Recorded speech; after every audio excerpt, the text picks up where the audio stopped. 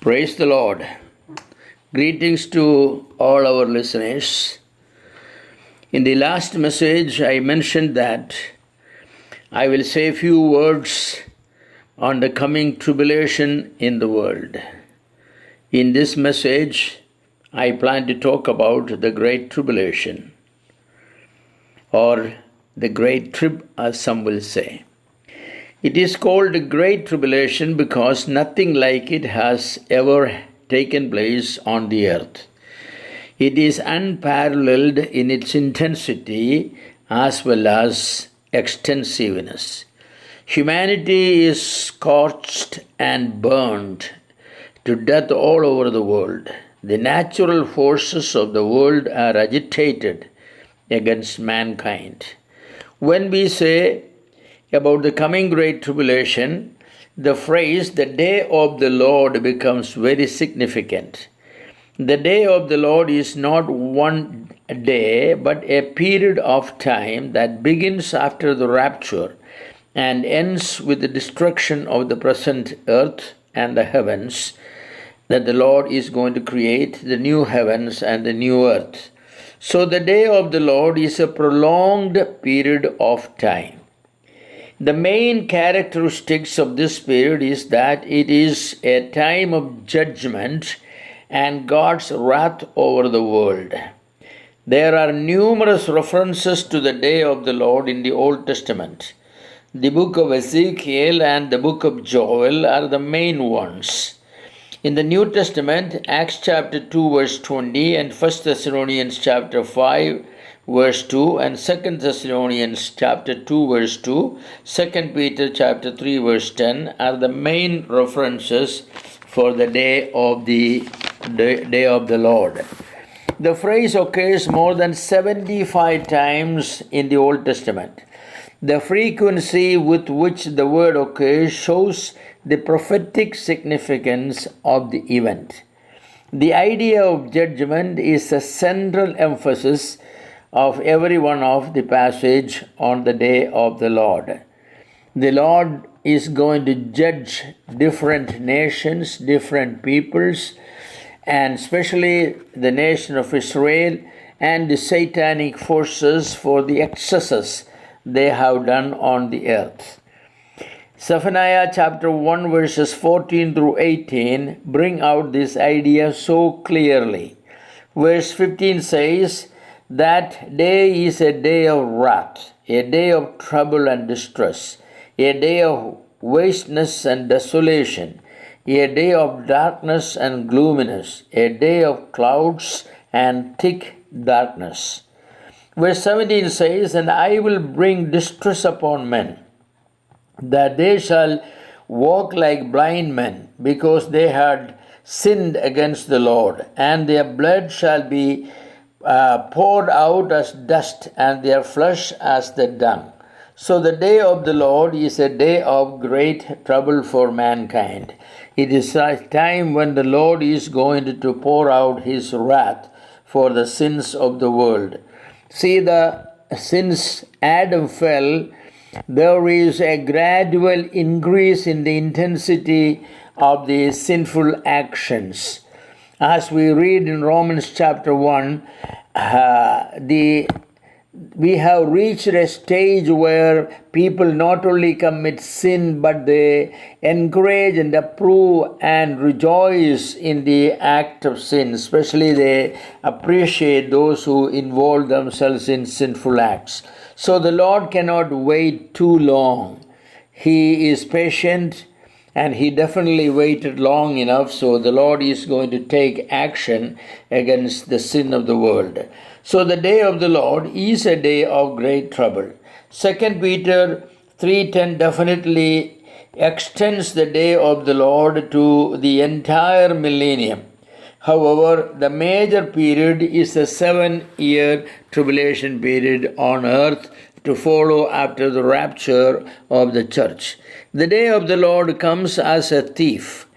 They very unexpectedly. This is possible only if the church is going to be raptured and the tribulation is to follow immediately. Some say the day of the Lord won't begin until after the glorious return of the Lord.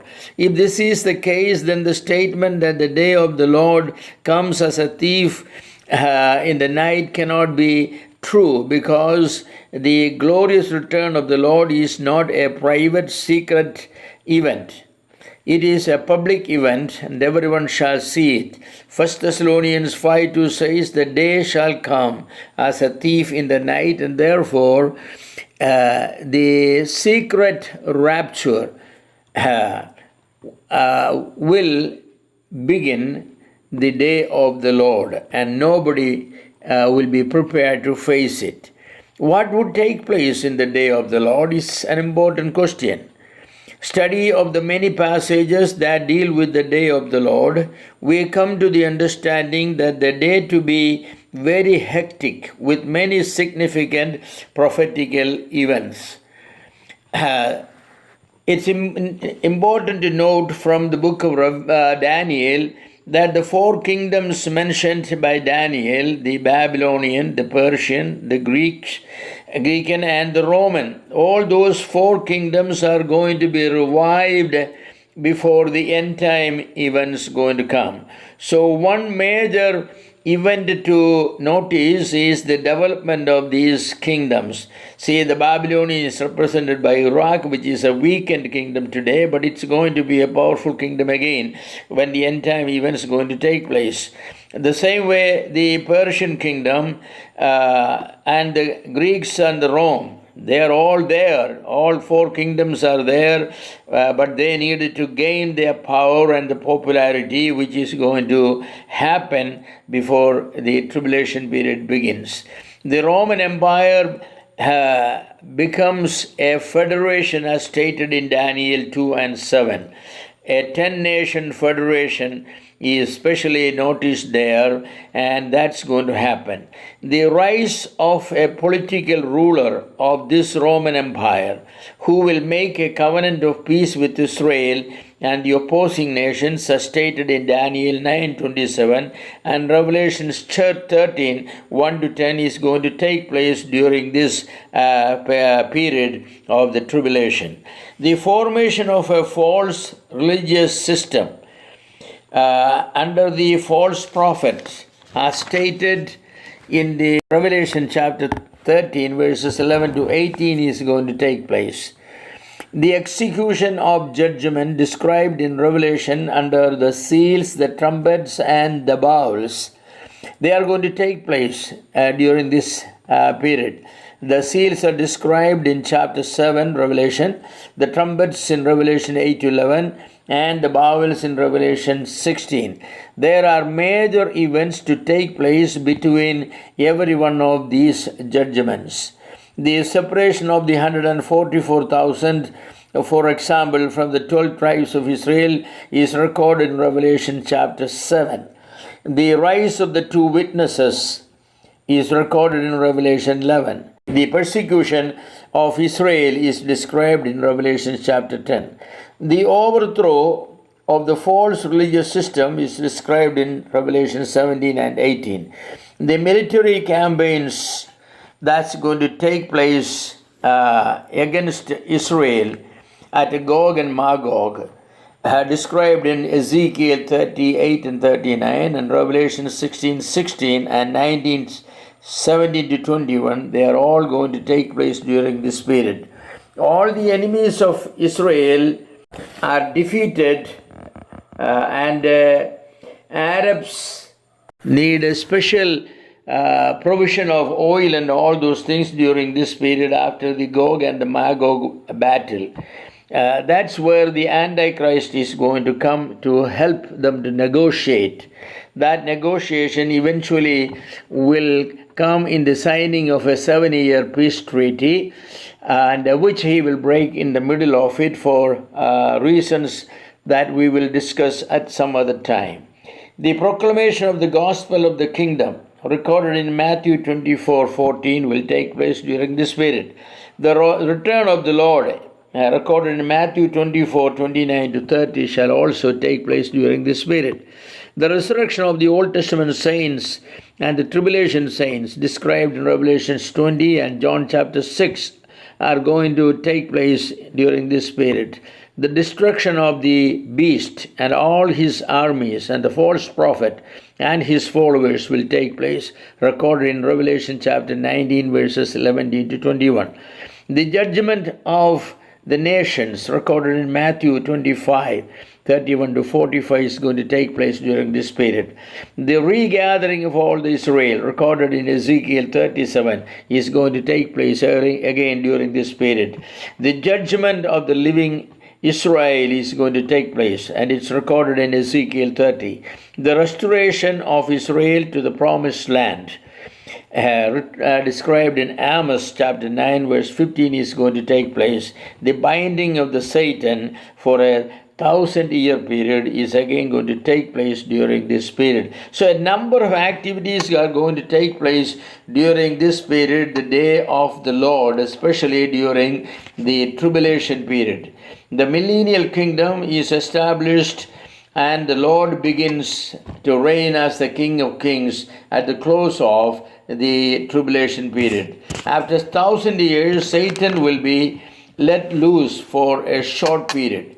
He will recruit a large number of people who were not happy during the millennial period because of the strong upper hand rule of the Lord.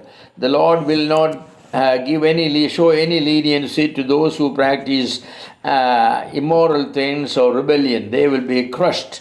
And the people were not happy about that sort of an administration. So when Satan is let loose, he could find a large number of people who were discontent with the administration of the Lord. So what we say is that the Great Tribulation is going to be a very hectic period. There are a lot of judgments and a lot of other activities that are going to take place simultaneously.